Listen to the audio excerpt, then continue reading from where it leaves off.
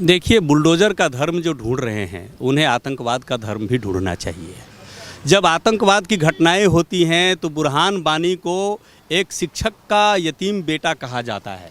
भारत की जनता के धैर्य की परीक्षा लेने का एक कुत्सित षड्यंत्र है। इस प्रकार की गतिविधियां भारत में स्वीकार्य नहीं हैं। दुनिया का पहला मस्जिद भारत में बना है, केरल में बना है। वहाँ के राजा ने रघुनाथ मंदिर, राम का मंदिर मस्जिद में बदलकर वहाँ के व्यापारी मुसलमानों को दिया। ये कासिम के हमले के पहले की बात बता रहा हूँ। यहाँ आकर घर बना ले, यहाँ आधार कार्ड बना ले, राशन कार्ड बना ले, वोटर कार्ड बना ले और यहाँ के पासपोर्ट बना ले और यहाँ की ज़मीन पर कब्जा करके और यहाँ फिर गुंडागर्दी भी करे। जो व्यक्ति पकड़ा गया जहांगीरपुरी में वो बांग्लादेशी था। वो बांग्लादेशी कैसे आया भारत में? किसकी सहमति से आया? किसके षड्यंत्रों से आया? पागल कुत्ते के बगल में नहीं सो सकते। ये वहाँ के अहिंसक बौद्धों ने कहा। उन्होंने हथियार उठाया इनको मारने के लिए। उनको हमारे देश में बसाने वाले कौन लोग हैं? रोहिंग्या फुटबॉल क्लब आखिर बनाकर किसने उनको सुविधाएं दी? ये देश धर्मशाला नहीं है कि कहीं से भी कोई आए और अपना बाप का माल समझकर यहाँ कब्जा करके बैठ जाए। इस देश में कानून का राज चलेगा, किसी बांग्लादेशी और रोहिंग्या का कुछ भी नहीं चलेगा। कहीं ना कहीं बुलडोज़र का धर्म भी देख लिया जाता है कि आखिरकार वो बुलडोज़र किस धर्म से आता है। उसके ऊपर भी बड़े आरोप लगाए जा रहे हैं कि हिंदुओं के मंदिर आते हैं तो वहाँ पर रोक दिया जाता है, मस्जिदों पर जाकर के बुलडोज़र चल जाता है। परंतु अगर उत्तर प्रदेश की बात आती है, वहाँ बुलडोज़र धनाधन चल रहा है, वो कार्रवाई पे कार्रवाई कर रहा है, करोड़ों की ज़मीनों को ध्वस्त कर दिया, वहाँ पर किसी की आवाज़ नहीं उठी।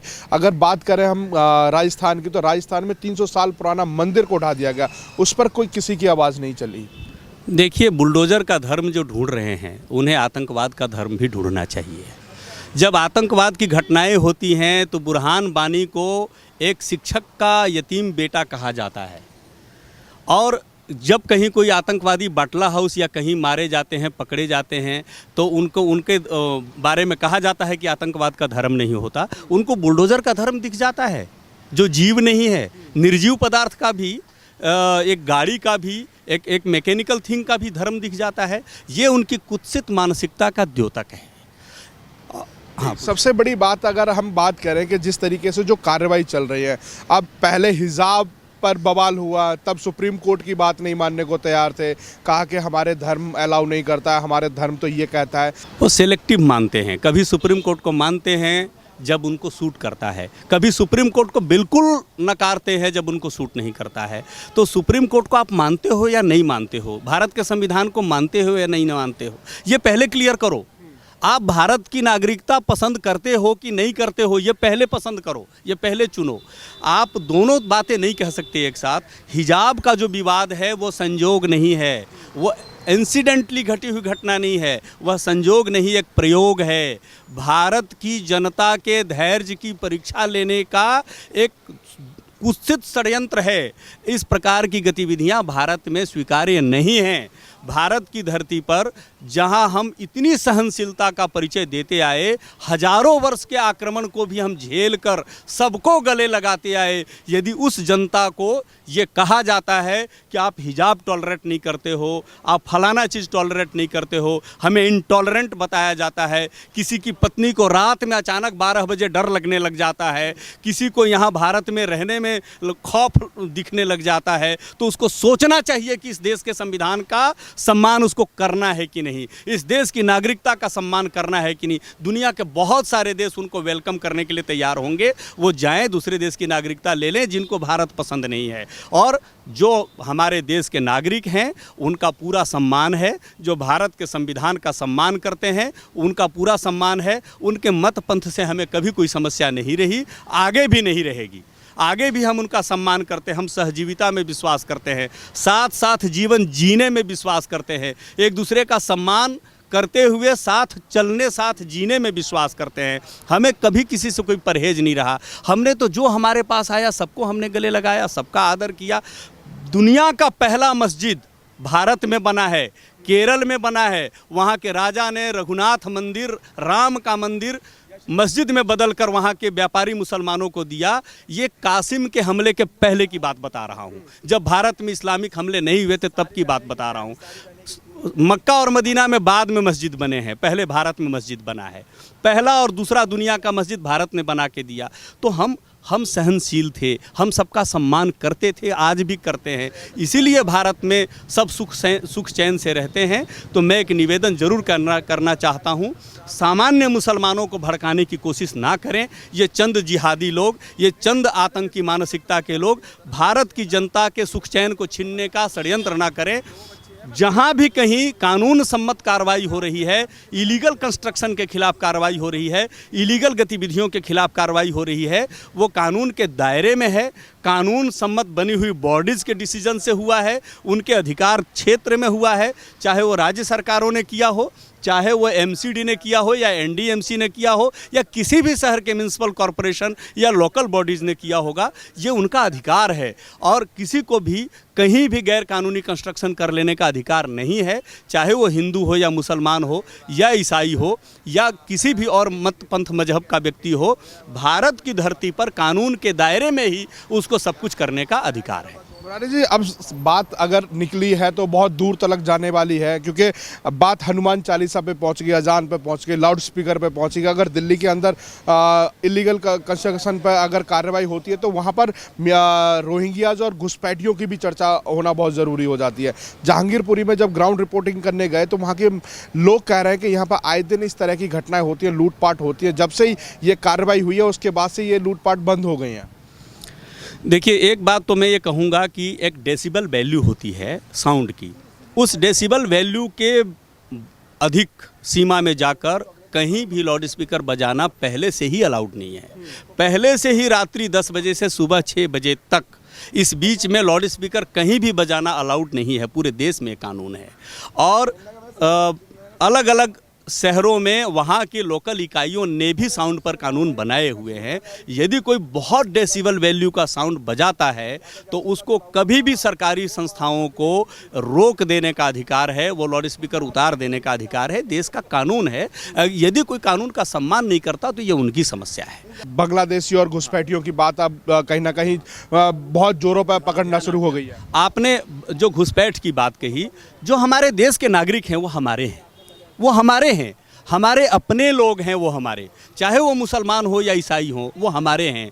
किंतु किसी भी देश के नागरिक को ये अधिकार नहीं कि हमारे देश में अवैधानिक रूप से घुस जाए, इलीगल रूप में घुस जाए, यहाँ आकर घर बना ले, यहाँ आधार कार्ड बना ले, राशन कार्ड बना ले, वोटर कार्ड बना ले और यहाँ के पासपोर्ट बना ले और यहाँ की ज़मीन पर कब्जा करके और यहाँ फिर गुंडागर्दी भी करे।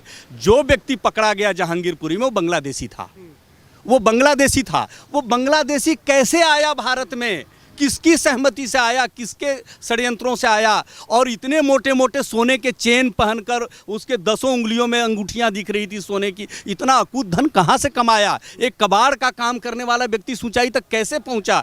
ये क्वेश्चन मार्क तो है। जो उसके आगे पीछे लोग हैं जो उसकी तरफदारी कर रहे हैं, उनको तो इस बात का जवाब आज न कल देना पड़ेगा। कोर्ट में, न्यायालय में इसका जवाब उनको देना पड़ेगा। रोहिंग्या मुसलमान बर्मा से चलता है, नागालैंड बॉर्डर में घुसता है, मिजोरम, मेघालय, मणिपुर, आसाम, त्रिपुरा, कहीं नहीं रुकता। बंगाल, बिहार, झारखंड, उत्तर प्रदेश कहीं नहीं रुकता। दिल्ली कैसे आ जाता है? और यहाँ भी नहीं तो जम्मू कैसे पहुँच जाता है? रोहिंग्या मुसलमान बर्मा से मारकर भगाए जाते हैं, वहाँ ठीक से नहीं रह पाए। वहाँ के अहिंसक बौद्धों ने कहा कि you can not sleep inside of a mad dog, पागल कुत्ते के बगल में नहीं सो सकते। ये वहाँ के अहिंसक बौद्धों ने कहा। उन्होंने हथियार उठाया इनको मारने के लिए। उनको हमारे देश में बसाने वाले कौन लोग हैं? ये सवाल तो पूछना पड़ेगा। इस सवाल का जवाब तो कोर्ट में सबको देना पड़ेगा। आखिर उनकी बस्तियाँ दिल्ली में किसने बसाई? आखिर उनको प्रोटेक्शन किसने दिया?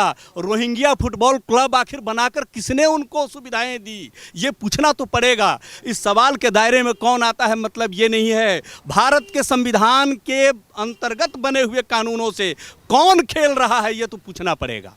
इसका जवाब उनको देना भी पड़ेगा। ये देश धर्मशाला नहीं है कि कहीं से भी कोई आए और अपना बाप का माल समझकर यहाँ कब्जा करके बैठ जाए। इस देश के नागरिकों का हक छीन ले, उनका अधिकार छीन ले, उनकी संपत्ति, उनका मकान, दुकान और उनकी गाड़ियाँ छीन ले। उनकी संपत्ति पर कब्जा कर ले, ये किसी को अधिकार नहीं है। चाहे वो दुनिया के किसी भी देश का नागरिक हो, भारत में पासपोर्ट वीजा लेकर आ सकता है। जितने दिन के लिए आया है उतने दिन में उसको वापस जाना पड़ेगा अपने देश। हमारे देश में सराय मानकर, धर्मशाला मानकर वो अड्डा नहीं जमा सकता, यहाँ आकर क्राइम नहीं कर सकता, अपराध नहीं कर सकता, भारत के नागरिकों की ओर उंगली नहीं उठा सकता। इसीलिए दर्द हो रहा है कि शाहीन बाग में जब बुलडोजर चला जाता है तो वहाँ रोहिंग्या बस्ती हैं, इसलिए दर्द हो रहा है क्योंकि दिल्ली सरकार उनको राशन से लेकर बिजली पानी सारी सुविधाएं मुहैया करा रही है।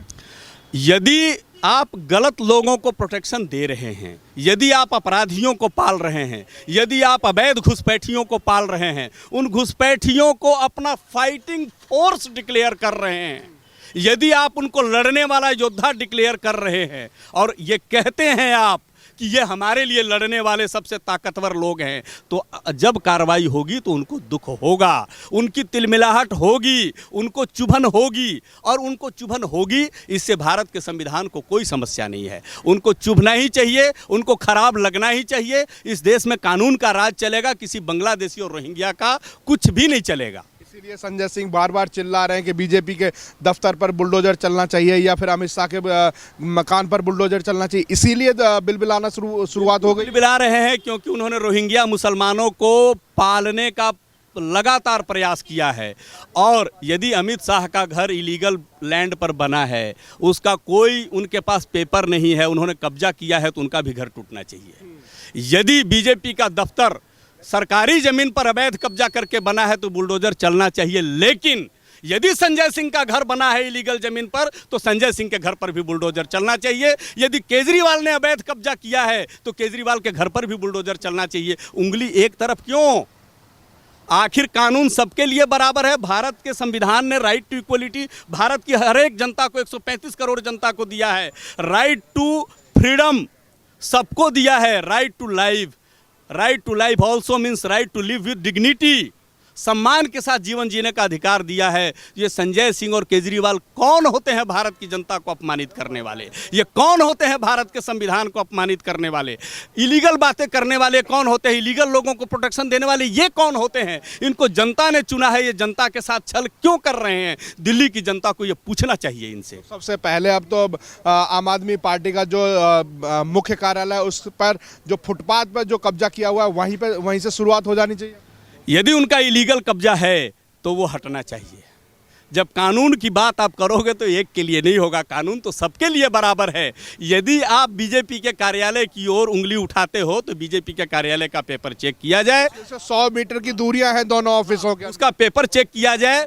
उसी दीनदयाल उपाध्याय मार्ग पर आम आदमी पार्टी का भी ऑफिस है। यदि वो इलीगल ऑक्यूपेशन है तो हटना चाहिए।